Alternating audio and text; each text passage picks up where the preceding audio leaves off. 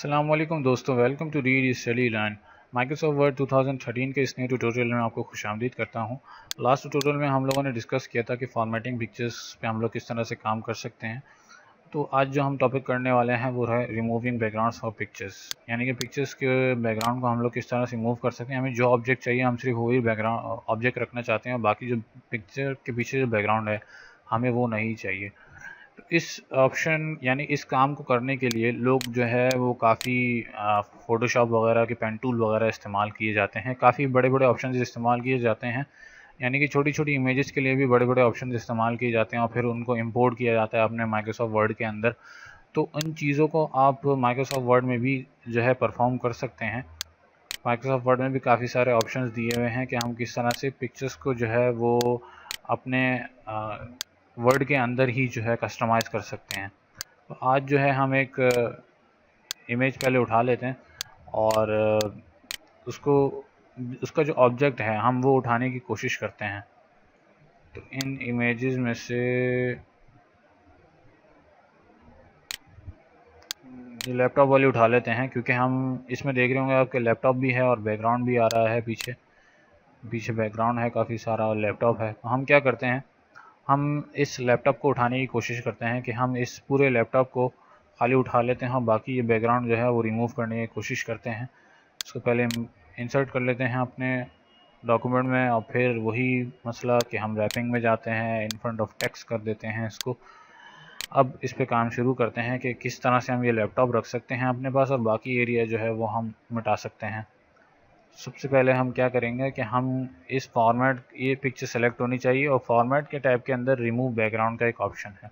इस बैकग्राउंड जब इस पर हम क्लिक करेंगे तो आप देख रहे होंगे कि हमारी जो ये पूरी इमेज है, ये इसका बैकग्राउंड जो है वो पर लाइट ये डार्क पिक के अंदर जो है वो कन्वर्ट हो गया है।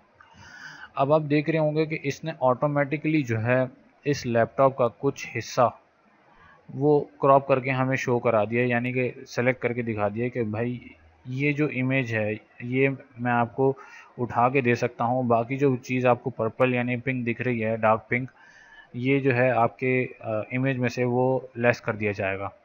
तो हम इसको थोड़ा करेक्ट कर लेते हैं कि हम चाहते हैं कि नहीं, हम अपनी भी सिलेक्शन देना चाहते हैं माइक्रोसॉफ्ट वर्ड को कि हमें पिक्चर्स का इतना एरिया जो है वो हमें अपने डॉक्यूमेंट में चाहिए। अब जब आप देख रहे हैं कि मैंने इसको सिलेक्शन दी है ऊपर तक, तो इसने क्या किया कि ऑटोमेटिकली लैपटॉप का बाकी जो हिस्सा था वो भी इसने डिस्प्ले करा दिया। अब हम क्या करते हैं इसके अंदर कि ये वाला हिस्सा जो है इसने थोड़ा सेलेक्ट नहीं किया है, तो हम इसको सिलेक्शन दे देते हैं थोड़ी सी। और उसके लिए हम क्या करेंगे कि यहाँ पे देख रहे होंगे ये ऑप्शन इनेबल है। तो जो एरिया हमें चाहिए होता है, यानी कि हमें मार्क करना है कि हमें ये एरिया रिक्वायर्ड है, तो हम उसके लिए क्या करते हैं, मार्क एरिया को जो है हम लोग सेलेक्ट करेंगे और अपने पेन से उस एरिया को सेलेक्ट कर लेंगे जो हमें चाहिए।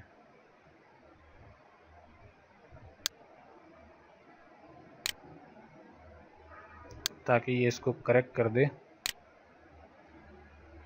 ये पूरा एरिया हमें चाहिए है।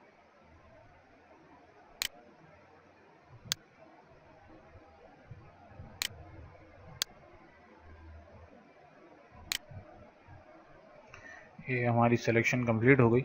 अब आप देख रहे होंगे कि यहाँ पर ये ब्लैक बैकग्राउंड जो दिख रहा है आपको, ये भी सिलेक्शन में आ रहा है। तो ये हमें रिक्वायर्ड नहीं है, हमें सिर्फ लैपटॉप चाहिए। हम क्या करेंगे कि हम मार्क एरिया टू रिमूव, यानी कि जो एरिया हमें रिमूव करना है हम ये सेलेक्ट करेंगे यहाँ से ऑप्शन मार्क एरिया वाला, और हम उस एरिया को सेलेक्ट कर लेंगे जो हमें नहीं चाहिए। देखा आपने, इसने रिमूव कर दिया। अभी लैपटॉप के ऊपर देखना छोटा सा ब्लैक कलर का स्पॉट आ रहा है, लाइन आ रही है, हमें ये भी नहीं चाहिए। तो हम इसकी भी सिलेक्शन दे देते हैं इसको। इसने उसको भी रिमूव कर दिया। अब जब हमारी सिलेक्शन डन हो गई तो अब हमें पता है कि हमें जो चीज़ चाहिए थी वो हमने सेलेक्ट कर ली है और हमें डिस्प्ले भी हो रहा है सही से। तो अब हम इसके अंदर क्या करेंगे कि हमारे पास यहाँ ऑप्शन है कीप चेंजेस का, एक ऑप्शन है हमारे पास डिलीट मार्क का।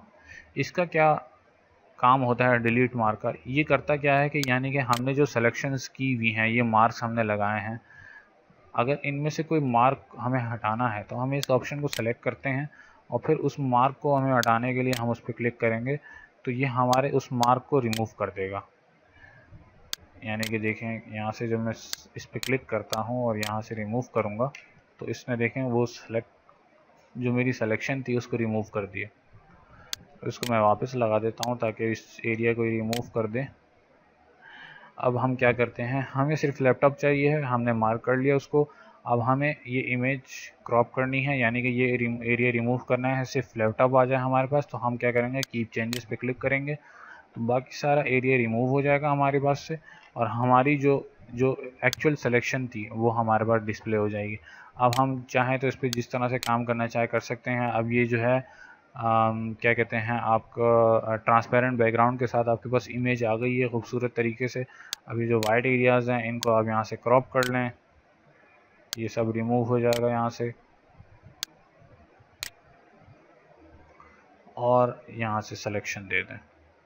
अब इसको आप यहाँ से साइज़ छोटा कर लें, रोटेट करना चाहें, फ्लिप करना चाहें, जिस तरह से भी चाहें, जहाँ लगाना चाहें वहाँ लगा दें इसको थोड़ा सा हम लोग दे देते हैं, ड्रॉप शेडो दे देते हैं थोड़ा सा,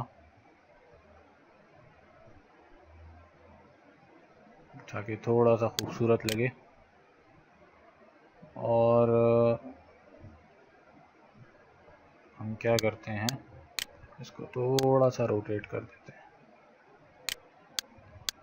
देखा आपने कितनी आसानी से एक इमेज को हम लोगों ने क्रॉप किया और अपने ऑब्जेक्ट के अंदर उसको आसानी के साथ इस्तेमाल भी कर लिया।